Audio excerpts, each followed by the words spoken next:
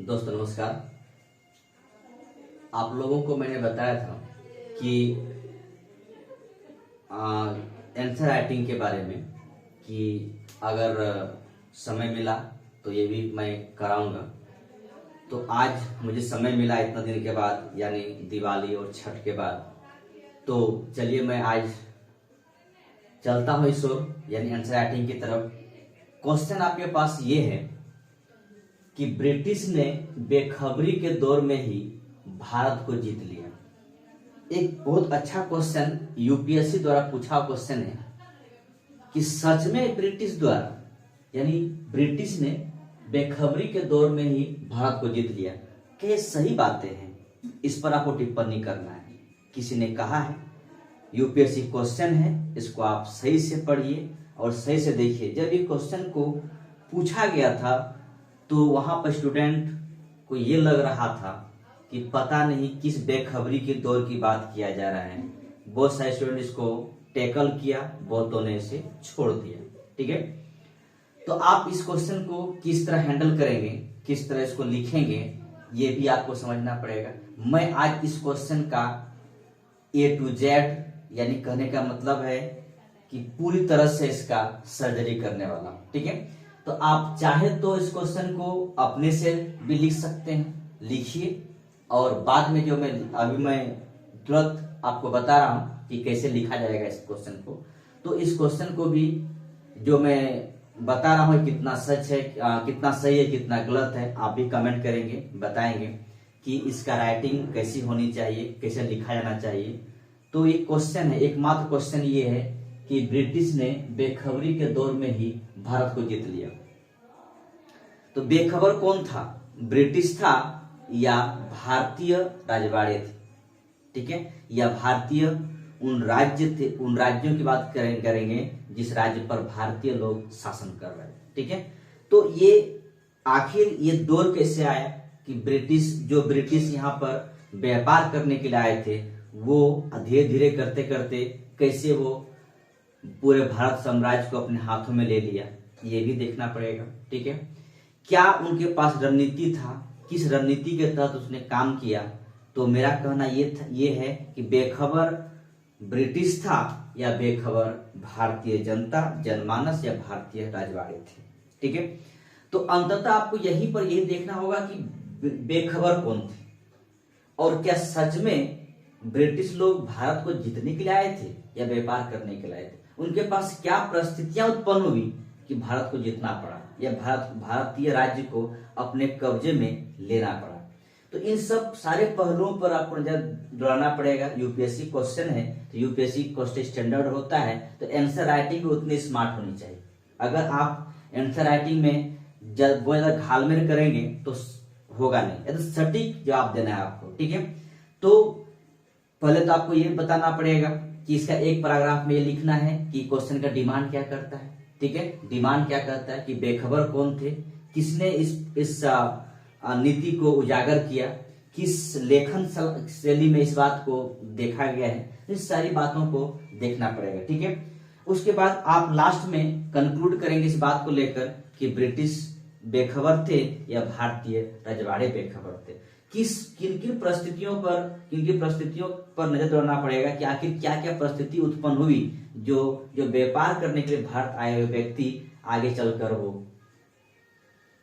कहने का मतलब है कि ये हमारे साम्राज्य, हमारे जो भारतीय राज्य था उनको जीत लिया गया। ठीक है, आखिर क्या परिस्थितियां उत्पन्न हुई, किन किन रणनीति के तहत में काम किया, राजनीतिक दल उसमें क्या काम कर रहे थे, भारतीय जो राजा थे वो कितना ताकतवर थे, इन सारी बातों पर नजर दौड़ना पड़ेगा और इस क्वेश्चन को लिखना पड़ेगा। ठीक है, तो मेरा ये आपसे एक वादा था कि मैं आंसर राइटिंग कराऊंगा, तो मैं आज उसी को लेकर आपके पास पहुंचा हूं। ठीक है, तो आप देखिए, सही तरीके से पूरे वीडियो को देखिएगा और आपको कमेंट करेंगे कि या इसका आंसर राइटिंग कैसा होना चाहिए, नहीं होना चाहिए। बाद में फिर अगर आपके सुझाव अच्छा हो तो आगे भी मैं और क्वेश्चन को कराऊंगा। ठीक है, तो चलिए हम लोग बढ़ते हैं आंसर, इसका आंसर क्या हो सकता है, कैसे लिखा जाएगा, इसके बारे में हम लोग बात करते हैं, देखते हैं।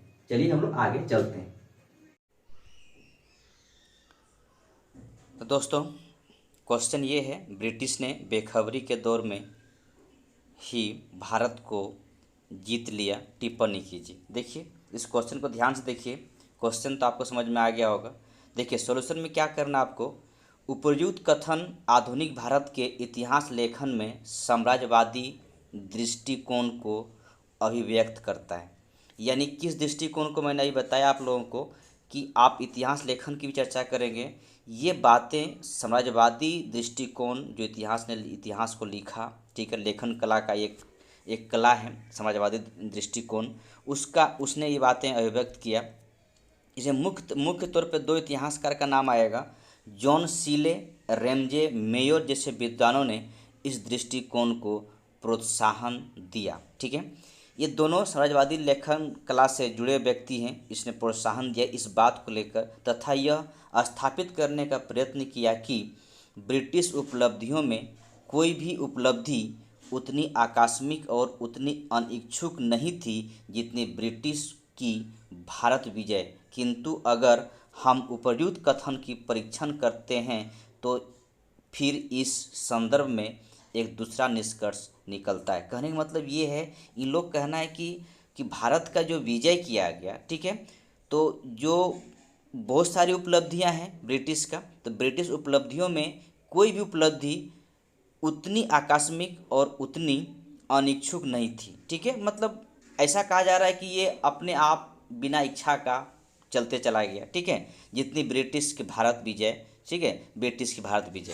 किंतु अगर इस बात पर अगर हम गौर करें, देखा जाए तो इसका दूसरा पहलू भी है। क्या पहलू है, तो ध्यान दीजिए। पहलू ये है कि यह सही है कि यह सही है कि आरंभ में ब्रिटिश कंपनी भारत में व्यापारिक उद्देश्य से ही प्रचालित रही, उसके कोई राजनीतिक महत्वाकांक्षा नहीं थी। किंतु बदलती हुई परिस्थितियों में भारत में कंपनी के लक्ष्य और इसकी योजना भी बदलती रही।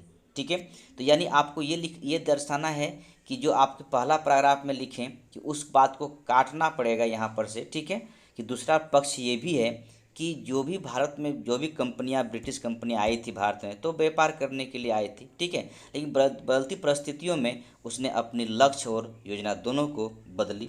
मुगल साम्राज्य के विघटन में एक राजनीतिक शून्य उत्पन्न कर दी थी। इस नवीन परिस्थिति में कंपनी की राजनीतिक महत्वाकांक्षा को जागृत किया। यानी औरंगजेब की मृत्यु के बाद राजनीतिक शून्यता की स्थिति आई भारत में, और उनका एक जो लक्ष्य था और जो एक योजना था उसको चेंज किया और अपनी लक्ष्य और योजना को अलग तरीके से शिफ्ट करने की कोशिश करने लगा। ठीक है, फिर ब्रिटिश कंपनी भारतीय व्यापार को भारतीय धन से ही संचालित करना चाहती थी। यानी जो यहाँ से माल लेके जाते थे ब्रिटिश अपना देश, तो कुछ रुपया देना पड़ता था या कुछ सोना देना पड़ता था, गोल्ड चलता था उस समय, वो देना पड़ता था। तो वो अब वहाँ से कोशिश करने शुरू किया कि हम ब्रिटेन से ना लाकर भारत में ही कमाएं और भारत में ही व्यापार करें। जिस तरह के बहुत से बच्चे कहा जाता है, पापा कहते हैं कि बेटा अब मैं पढ़ा नहीं सकता हूँ, कि आप खुद ही कमाओ और खुद ही पढ़ लो। ठीक है, यही वाली बातें यहाँ पर भी है कि यहीं पर रहो, यहीं पर कमाओ और यहीं से व्यापार करो। अब ब्रिटेन से ना गोल्ड लाना है ना सिल्वर लेके आना है, कुछ भी लेकर नहीं आना है। ठीक है, इसलिए भी भारत में राजनीतिक वर्चस्व की भी स्थापना आवश्यक थी।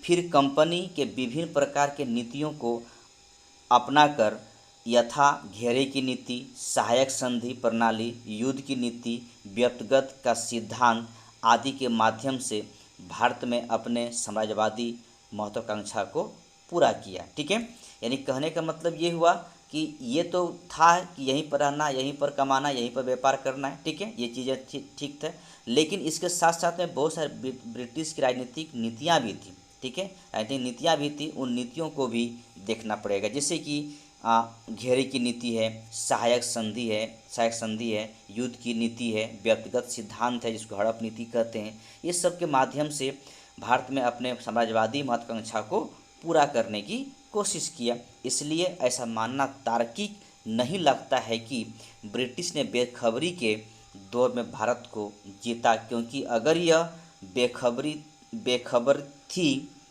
तो वो भारतीय राज्यों के लिए थी, ना कि ब्रिटिश कंपनी के लिए, जो एक सुनियोजित योजना की तरह कार्य कर रही थी। ठीक है, कहने का मतलब ये है कि अगर कोई बेखबर था तो वो था भारतीय राज्य।